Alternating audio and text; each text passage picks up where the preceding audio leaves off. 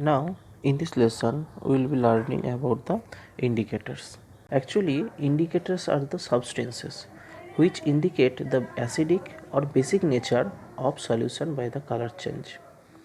There are three types of indicators we have. One is natural indicators, another one olfactory indicators, and the last one is synthetic indicators. Natural indicators are those indicators that obtained from natural sources. Example, litmus. Okay, then you can say turmeric, red cabbage. All these examples are of natural indicators. Okay, so here litmus is obtained from the lichens. The solution of litmus is purple in color. Litmus paper comes in two colors, blue and red.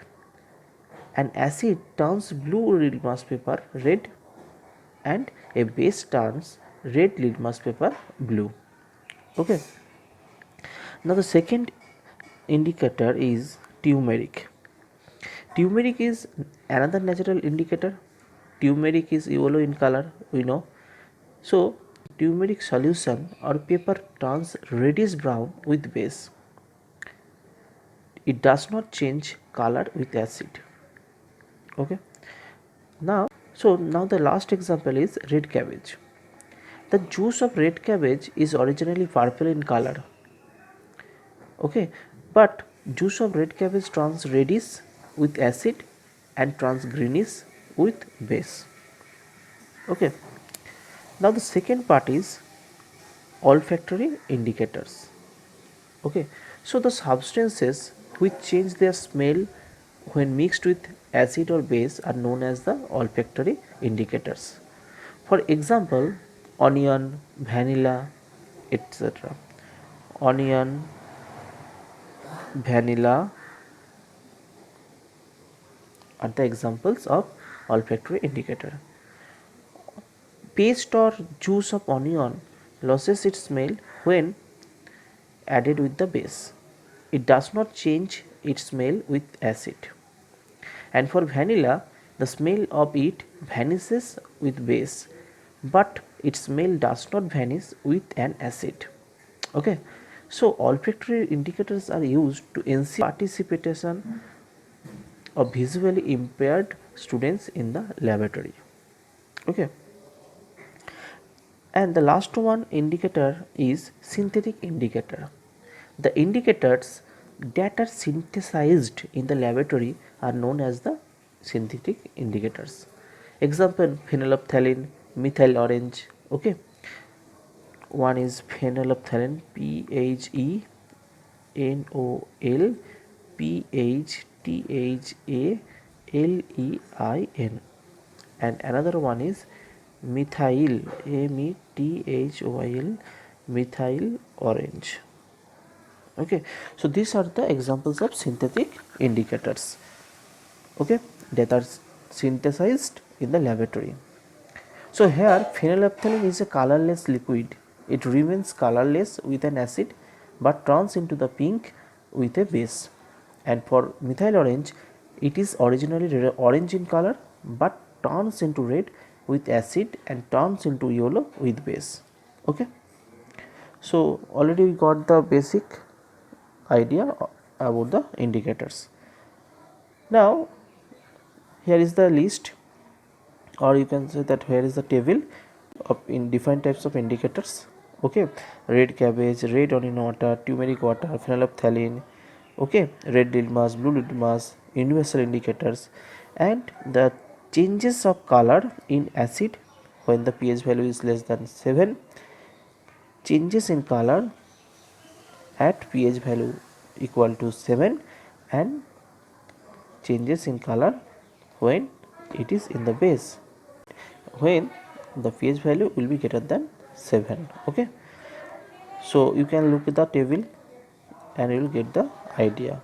Okay, like turmeric water, when it added in acid, it gives us yellow color, and also the pH value 7 it gives the color, same color, but when it reacts with the base or when it added in the base, it gives us red color.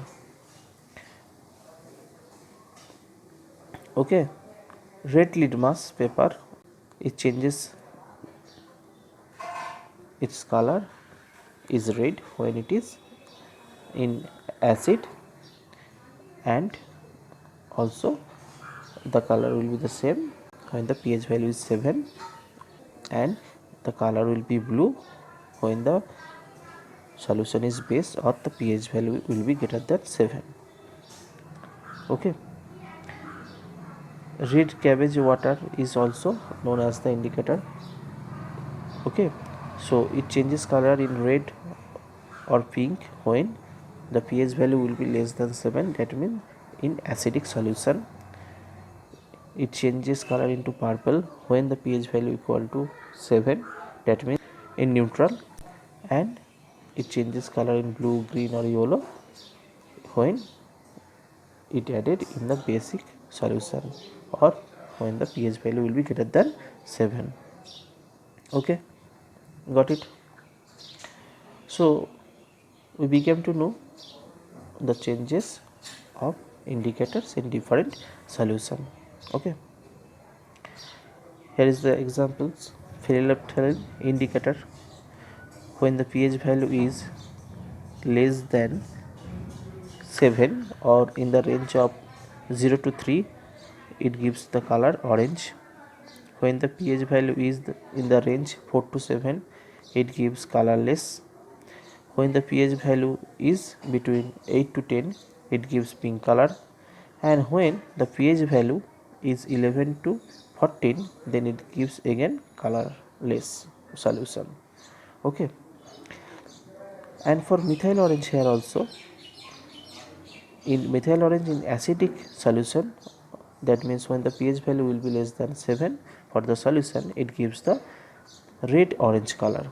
Okay, and in neutral solution, that means when the pH value is equal to 7, it gives the color in yellow, and also it gives the color in yellow, and also in the alkaline, that means when the pH value will be greater than 7, it gives the same color, that means yellow. Okay, got it? Go to the next slide. Actually, now the next question will be, what do you mean by universal indicator? Actually, using a litmus paper or phenolphthalein or methyl orange, only the acidic or basic character of a solution can be determined. But the use of these indicators does not give the idea about the strength of acid or base. So to get the strength as well as the acidic and basic nature of a given solution, universal indicator is used. Okay, it shows different color over the range of pH value from 1 to 14 for a given solution.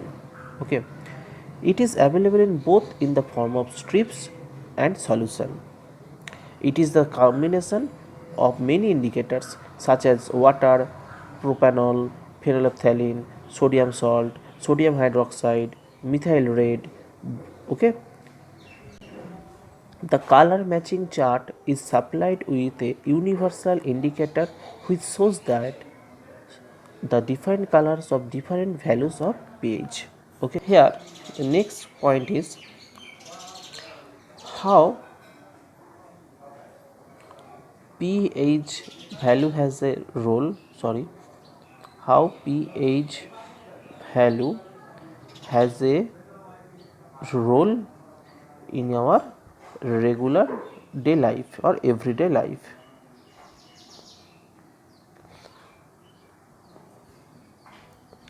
Okay, so what are the roles in our everyday life of pH?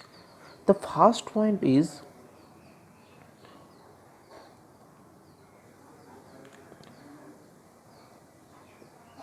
in our digestive system.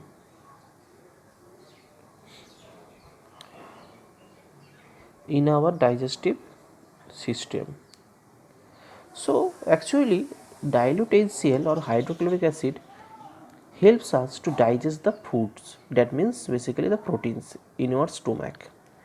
So excess acid in stomach causes acidity, okay, that means indigestion. So we are taking antacids. Antacids are like magnesium hydroxide, or you can say MgOH whole 2, okay. So it is known as the milk of magnesia, this magnesium hydroxide, and sodium hydrogen carbonate, that is baking soda, are used to neutralize this excess acid, okay. The next point is, number 2 point is tooth decay caused by acids, okay. Tooth decay, the bacteria present in our mouth converts the sugar into acid. When pH of acid formed in the mouth falls below 5.5, tooth decay starts. The excess acid has to be removed by cleaning the teeth with a good quality toothpaste, because these kinds of toothpaste are alkaline in nature, okay. And the third or the last point is, the third point is soil of pH and plant growth. Most of the plants have a healthy growth when the soil has specific pH closer to 7 range, which should be neither alkaline nor highly acidic, okay.